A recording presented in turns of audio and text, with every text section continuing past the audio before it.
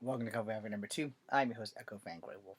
So I was going to do a long video about Native American superheroes that need to be launched or need to be pushed. I am not going to do that.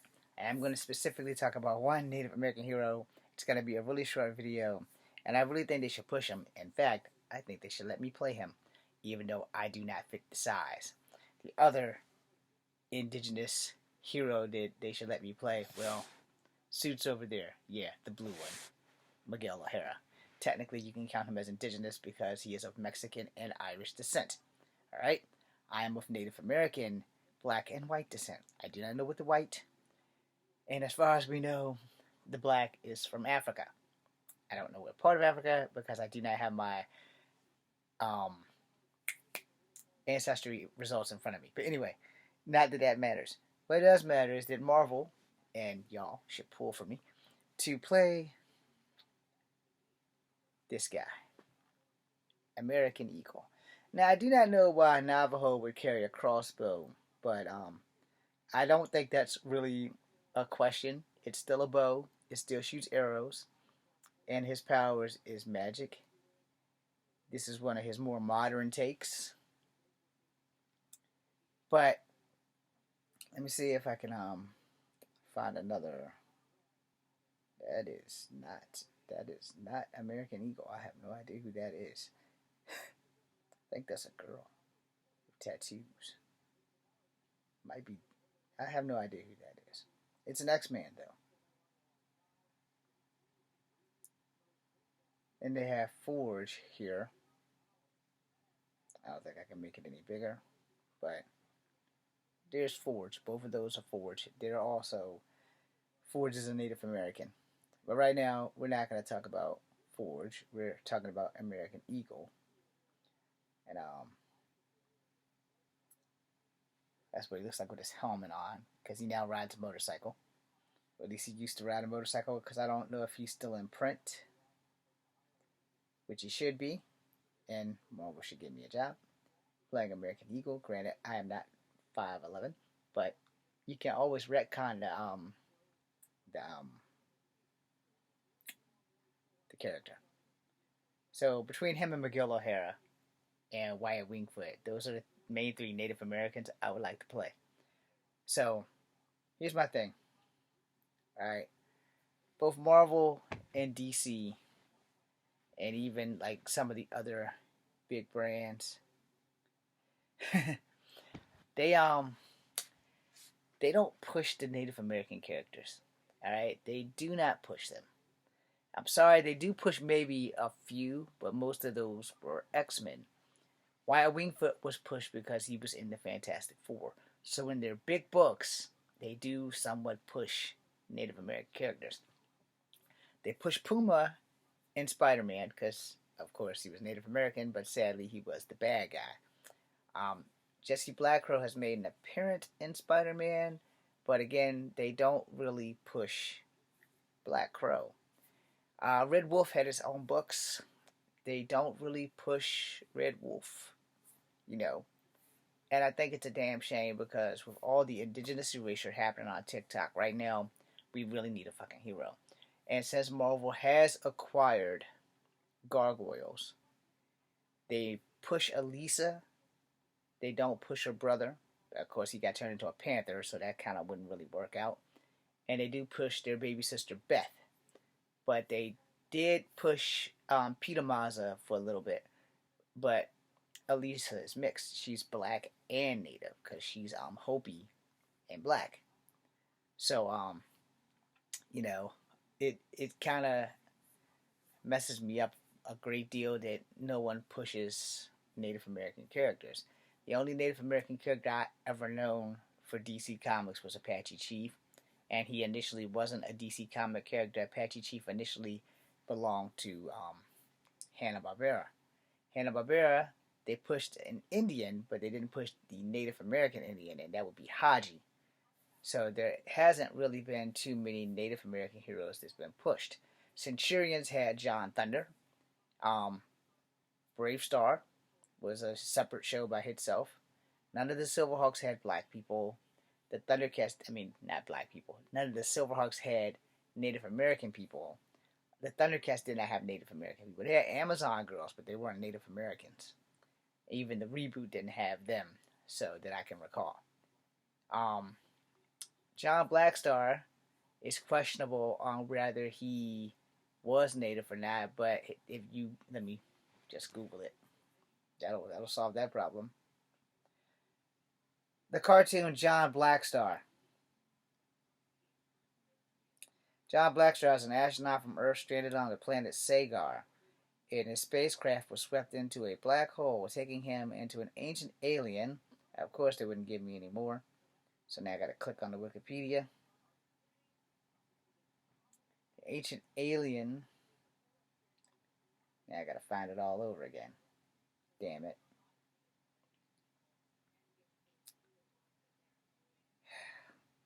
Story. John Blackstar, astronaut, stranded in the world Sagar, where a spacecraft swept into a black hole, taking him into an ancient alien universe. On Sagar, Blackstar allies himself with the Tribits, a shape of shape changing Klone. I guess they cloned. I don't know. The Dragon Warlock and Mira the Enchantress. Blackstar, his allies oppose the Overlord, who seeks to take over Sagar. There's very little known about Blackstar's Earth, though his technology is undoubted far advanced in Blackstar's photon base ship, the Katana, or whatever, fusion drive. The time ship is capable of multi-dimensional travel. Neither Blackstar nor Katana bear any insignias related to the agencies and the world in which he comes from. Blackstar insignia appears on his golden collar. Alright, Sagar, the planet Sagar. John Blackstar ends up stranded there, located. Well, obviously his ship isn't as powerful as what I just read if he can't get the hell out of there. John Blackstar's race is not specified in the series, though it is often speculated that he could be Native American heritage and ancestry implicated by Bravestar in later Filmation series, roughly 6 years. So, we're gonna see if we can find an image of John Blackstar. And that's why I said Blackstar is questionable. I mean, let me find a real image.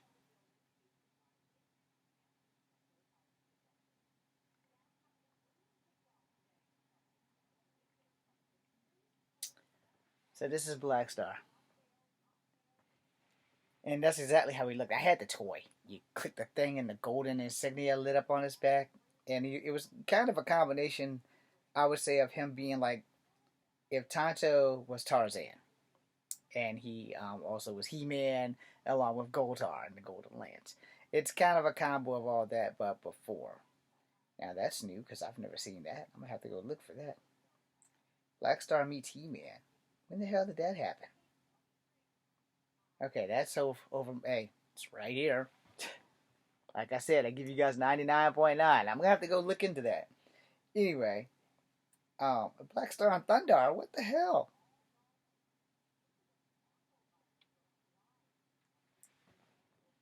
I don't know if those are just like drawings or whatever, but I've never seen them meet each other. But I will go look into that. And there's Hong Kong Phooey. I'm sorry, that has nothing to do with this conversation. But um, there's a lot of Native American characters that are not pushed like at all. Now, like I said, Apache Chief, no, he belonged to Hanna-Barbera first.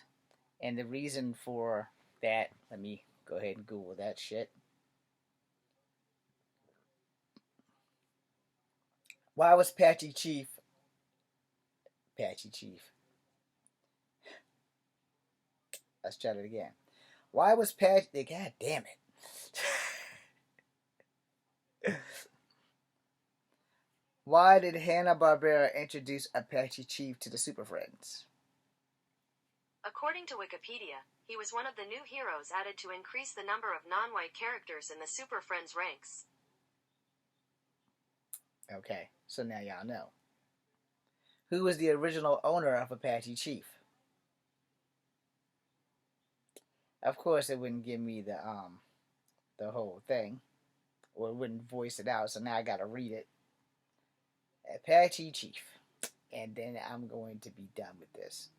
Apache Chief is a Native American superhero from the various Hanna-Barbera Super Friends cartoon and that of DC Comics book series of the same name. He was one of the new heroes added to be alongside Black Vulcan, Rima of the Jungle, El Dorado, and Samurai. See, I can remember Rima of the Jungle. I don't even remember what the hell she looks like. We're going to click on that. Okay, so are they counting her as white? Rima is also known as Rima of the Jungle, or Rima the Jungle Girl, a fictional heroine by W. H. Hudson, 1904, Green Masters and Romancing Tropical Something or Another. A primitive girl is shrieking in the rain. Shrieking in the rain forest of South America. She meets Abel, a political fugitive, and film adaptation of Green Madisons. I have no idea who those are. It was made in 1959, though. Y'all can go look at that. He looks like Humphrey Bogart. Yeah. Alright. So, that's her. Reminds me of Jana of the Jungle, which was also Hanna-Barbera. Maybe that's who she was like supposed to be a knockoff of. But apparently she has a 7-issue comic book series in DC Comics in 1974 to May of 75. So it was only a year. And at that time, I was only a year old. That would explain why I don't know who the hell she is. Funny though, I do know who Jonah Hex is. Alright, so let's get on with Apache Chief. There was an increased number of non-white characters in the Super Friends ranks. Visual look of the character was created by cartoon artist Alex Toth. I'm pretty sure I didn't say that right. So T-O-T-H, who was designed mainly superheroes for Hanna-Barbera, beginning in 1960s.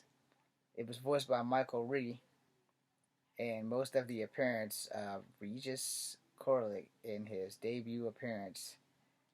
Anyway, I'm going to show y'all Apache Chief if this damn thing lets me. That's Apache Chief, or at least the one I grew up on. Alright, now we got that out the way. Let's talk about Apache Chief. Alright. In Challenge of the Super Friends series, Apache Chief was seen in every episode except one, but has spoken lines in only 9 out of 16 episodes of the series. His arch enemy was the Legion of Doom and was Giganta, who was originally the enemy of Wonder Woman. Yeah, so there's some stuff there. Fictional character biography. Apache Chief's origin should as a record in the episode History of Doom. Thus was still a young brave and went to walk with the native elder who was his mentor. The two of them men quickly were attacked by a grizzly bear. That's an episode y'all need to watch. But the elder recognized that the young brave might be ready to test his so the young man's pouch, he sprinkled magic powder on him, amplifying the use of the ability 100-fold. The young man resolves stronger than the brave, and he heals the elder advice. And he sprinkled the dust upon himself, and the power invoked a magic phrase going 50 feet in size, becoming stronger and braver. He disposed of the bear without violence, proving that he had passed the test. However, a girl on horseback riding to witness the entire event, hoping to use the powder and becoming big and famous, and she used a lasso to steal the pouch, despite the elder telling her that thoughts of evil would increase the evil magic. The powder itself became the evil Gigantor. Proclaiming the medicine man was right, Apache Chief, your 50 feet is good, will now match her 50 feet of evil. Powers and abilities. By speaking the words Inukchuk, I'm pretty sure I said that wrong, most likely reference Inuksuk, or Inu. You know what? I'm gonna spell that for y'all. Inuksuk. Okay, giant stone figures built of various Arctic tribes that depict. Anyway, we're not gonna. These are words I can't pronounce. Apache Chief will grow ultimate size in episodes. Colossus. Apache Chief grows many times in the size of Earth, making him able to battle the Colossus, a gigantic space creature, plucked Earth from orbit and placed it in a small relative to him glass bottle. Originally, the travel powers unlimitedly grow 50 feet tall. But in this one episode, Man on the Moon, he used the Atom's knowledge of atomic size to increase the growing ultimate size over 1/5 size of the Earth. So he got pretty goddamn big. Native American English resumed vague Native American philosophy in 1978, the episode Revenge of Gorilla City, and The Time Trip in 1984, shortest episode entitled Village of Lost Souls. Apache Chief is also an emotional tracking ability. Alright, so you guys know now about Apache Chief. But like I said, Marvel and DC and some of the other comic creators and comic books do not push these native characters. And that shit sucks. So that being said, let's work on getting Echo Fang Grey Wolf an acting job with Marvel so that I can play one or three people that are very interesting. Okay, 4. Because Jesse Blackcrow is very interesting too. Notice I don't want to play the bad guy, but I will, as long as it gets to be Scalp Hunter. Anyway, the number one choice that I want to play is Miguel O'Hara. Alright? Because he's mixed native. He's Mexican and Irish. So I'm down with playing that. They just have to, for every character I choose, they have to retcon my size. No. The number 2 spot, American Eagle. I'm not Navajo, but, I'm ready to go. Number 3 would definitely, above all else, be Wyatt Wingfoot. He has no powers, but he is native, and he got hands. And number 4, if it got to be a bad guy, it's got to be Scalp Hunter. But if I get to be a good guy, it has to be Jesse Blackcrow. Now, there's some other people that I'm more than willing to play, like Red Wolf 1. But that would have to be a period piece because it takes place in the Old West. Same with Red Wolf 2, and Red Wolf 3 is questionable. But Red Wolf 2 is also questionable because I'm not sure which one of them actually is not native. But they were raised by native. It's a long story. I have to Google it. And then, if I could be Red Wolf 3 or Red Wolf 4 or just Red Wolf and change the whole goddamn story and just say I am a descendant of Red Wolf, that would be great. So if you guys can pitch that to Marvel, that would be great. Now, the only other person that I would want to play that's a bad guy besides Scalp Hunter is Puma. I really don't like Puma. I can't stand this character. He's a businessman, so I don't know shit about business. That would be the one character that I could never pull off. The only other 2 characters that I would love to play would have to be John Proudstar or James Proudstar. That's counting both of those as one.